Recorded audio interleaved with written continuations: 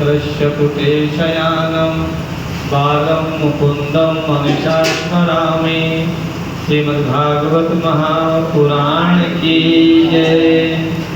सच्चिदानंद परमात्मा भगवान की जय।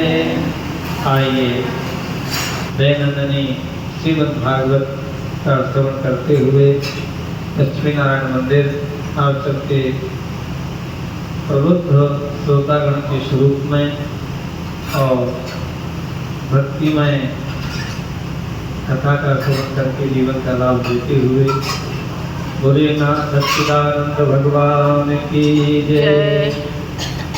अब जो कथा चल रही है अपनी परीक्षित जी को श्राप लग गया है। हम तो ये कहते हैं कि जितना भी काम रहता है माताओं को भाइयों को केवल आध घंटे की बात रहती है, सब आए श्रवण करें। ये जीवन का बड़ा पुण्य है क्योंकि ये सब आने जाने माया है। भगवान के थोड़े बड़े शब्द तुमको मिल जाएंगे, यही हमें बड़ा लाभ है। बोले वृंदावन बिहारी लाल की जय। स्थापित हो चुके हैं आपके परीक्षित जी और राजा भी हैं, लेकिन कलयुग का वास आ गया है। ऐसी स्थिति में बड़ा उन्होंने अपनी हिम्मत देखी, हिम्मत की, लेकिन जब समय जिसका जहाँ जितना करता है वहीं रहता है, बाकी फिर समय प्रारंभ होता है। वह जो मुकुट लगा हुआ था वह मुकुट किसका था? वह मुकुट था जरासंध का। तो राजा महाराजा होते थे और जरासंध भी राक्षस था। वो भी ऐसा प्रतापी राक्षस था कि मरने वाला नहीं था। जरासंध थोड़ी संधि हुई उसका शरीर एकदम बन जाता था। भगवान ने इशारा किया भीम को, ऐसे परेशान हो जाओगे, इसको यहाँ फेंको और ऐसे रह करके इसको यहाँ इसके अलग अलग फेंको, एकदम से न फेंको तो फेंको। इशारा देखते ही भीम ने ऐसा किया। उनका ही मुकुट राजा है, ये मुकुट या माला ये अपना श्रृंगार, तो मुकुट आज धारण किया है किसका? जरासंध का। होगा अन्न वैसा होगा मन। पहले खाना पीना का बड़ा विचार करते थे, कहाँ जाना, कहाँ खाना, कहाँ पीना। आज भी ऐसे ऐसे देवात्मा महात्मा हमारे विमलात्मा है कि आज भी अपना बनाया हुआ भोजन ही ग्रहण करते हैं, कहीं भी किसी घर पर नहीं।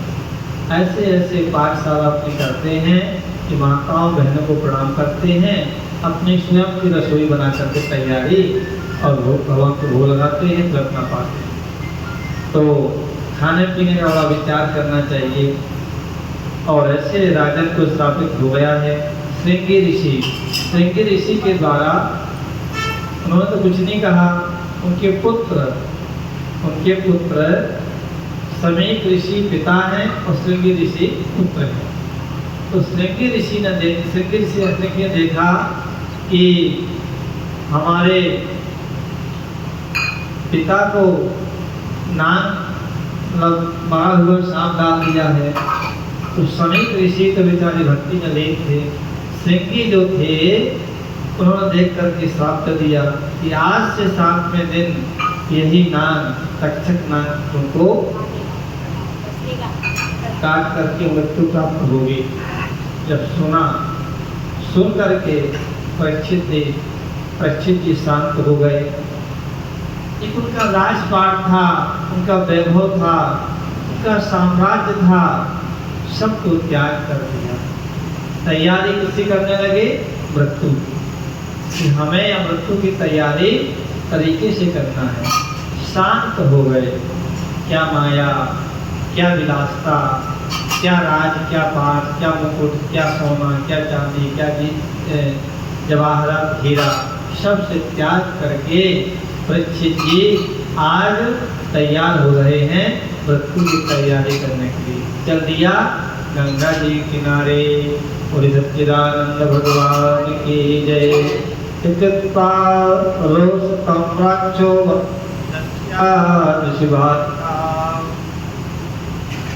ओम सत्या अपृश्य वाग्व्रजं विसर्जसा। अपने साथी बालकों इस प्रकार कहकर लाल हैं नदी के किनारे जल से आचमन करके अपनी वाणी रूपी वज्र का प्रयोग किया। कुलांगार परीक्षित ने मेरे पिता का अपमान करके मर्यादा का उल्लंघन किया है, इसलिए मेरी प्रेरणा से आज के 7वें दिन उसे तक्षक सर्प डस लेगा। तक्षक कौन है? बहुत ही विषैला सर्प है, जैसे कोबरा होता है ना, उसी प्रजाति तक्षक भी आते हैं। जब तक्षक नाग आ रहे थे तो धर्मंतरी महाराज से मुलाकात हुई। बोले भैया कहाँ जा रहे हो? बोले आज हम राजा के यहाँ जा रहे हैं, राजा को हम डसेंगे। बोले हम बैठते हैं, हम तुम डसोगे हम दवाई कर देंगे, हम धर्मंतरी बैठते हैं। बोले कैसे, प्रमाण क्या है?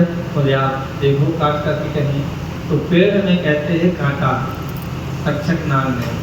जब पेड़ में काट दिया तो हरा वाला पेड़ बिल्कुल भस्म हो गया, सूख गया। धर्मंतरी वैद्य थे, उन्होंने अपनी मंत्र के द्वारा, दवाई के द्वारा, अपनी तप के द्वारा जब परीक्षण किया वह भी हरा हो गया।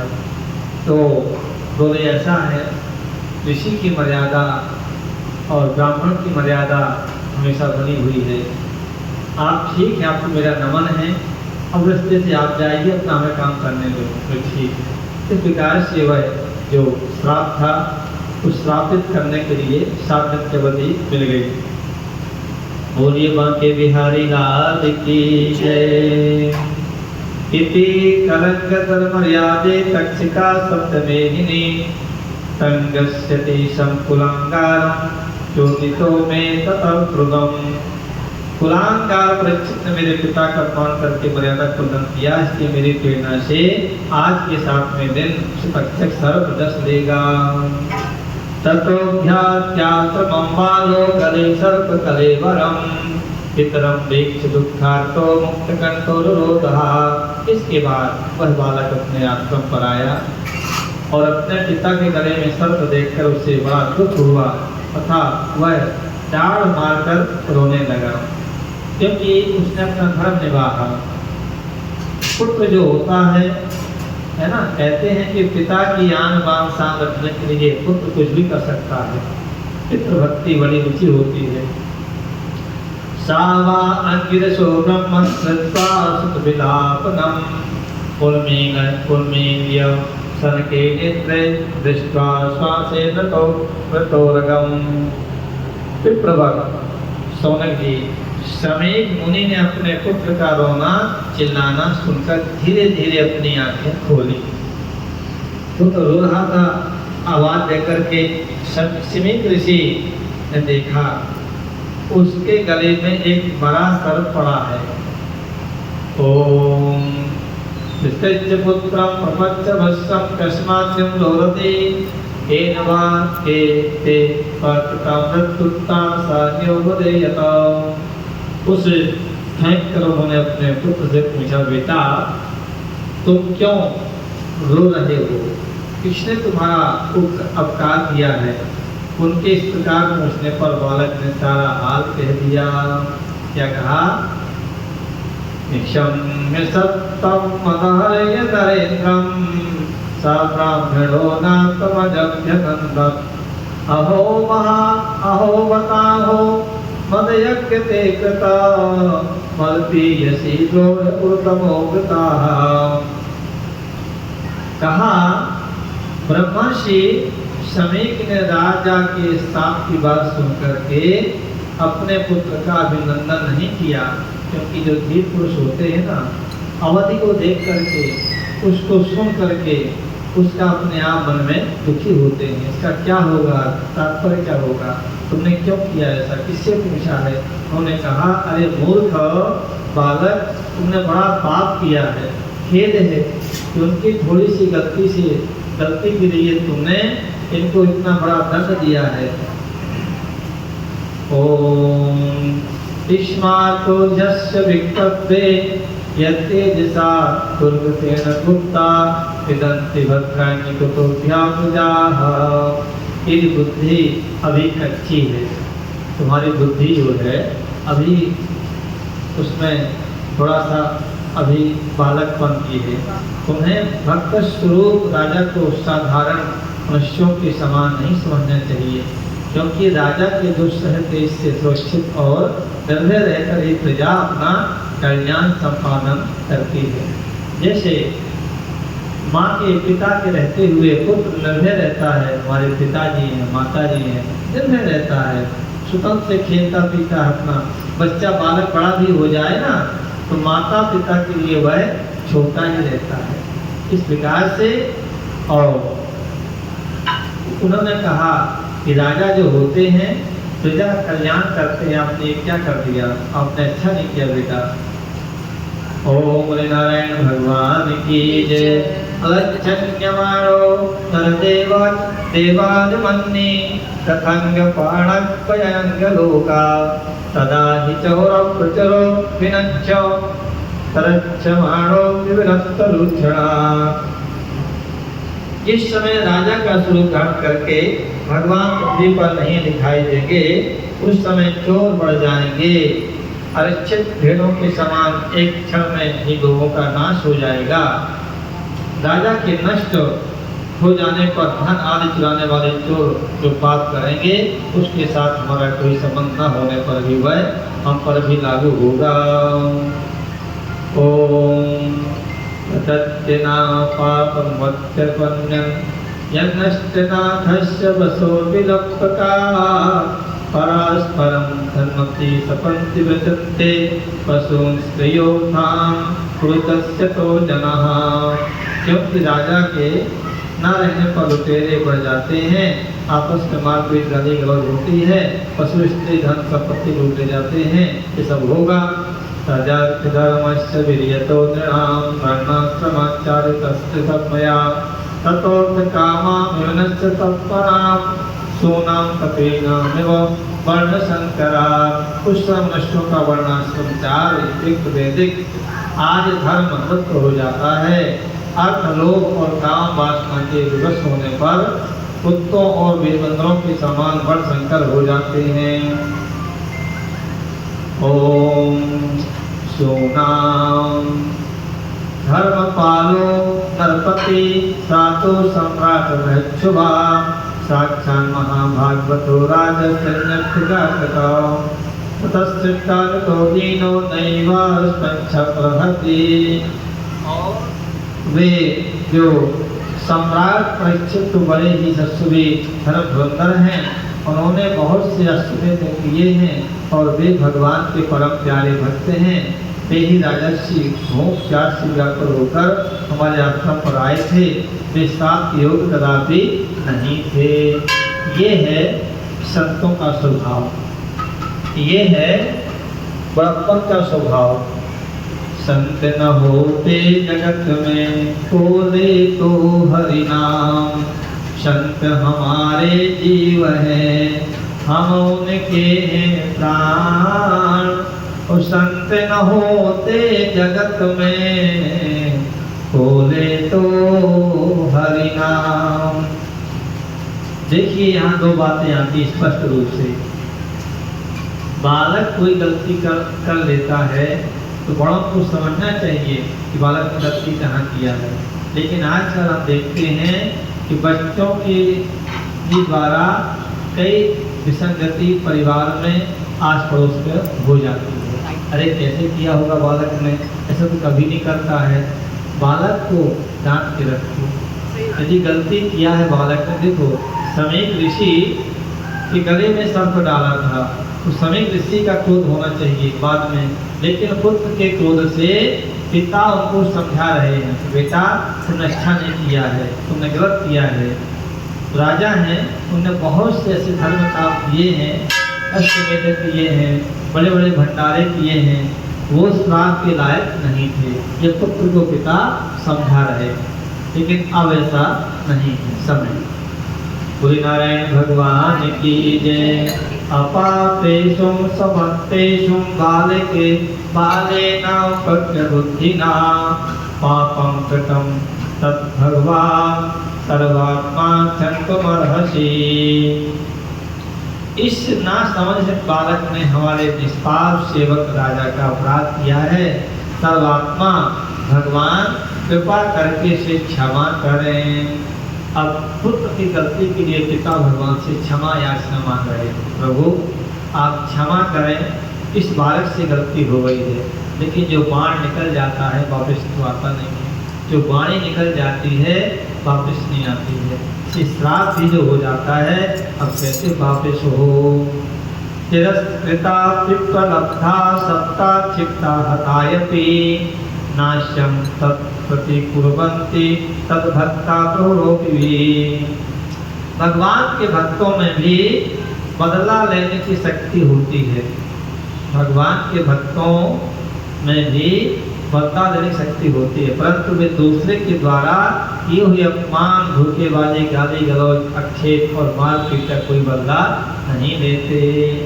अब इसका तात्पर्य श्लोक का है कि हम पुजारी हो गए, पंडित हो गए, अरे हमारे तो सभी यजमान हैं, हम तो ऐसा कर देंगे सब खड़े हो जाएंगे, ये अपराध है।